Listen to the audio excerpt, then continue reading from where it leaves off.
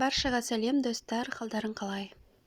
Достар, мен бүгінгі видеода тауықты, яғни голенді, карачканы қалай дәмді мариновать етуге болатын жайлы мариновканың рецептімен бөлісемін. Ол үшін ең алдымен тауығымызды жақсылап жуып аламыз. Содан соң ыдысымызға салып, ең алдымен 4 тал немесе 5 тал чеснокты майдалап саламыз.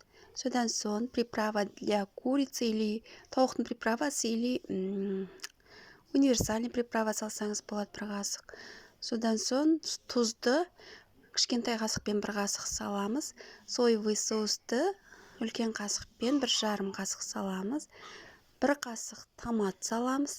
2 қасық майонез саламыз.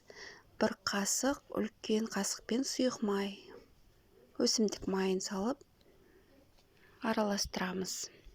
Араластырып, кем дегенде 2 сағатқа қойып қоямыз.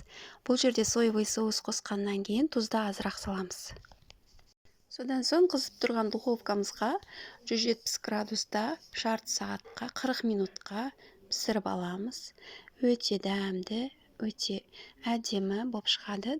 Міндетті түрде осы рецепт бойынша жасап көріңіздер.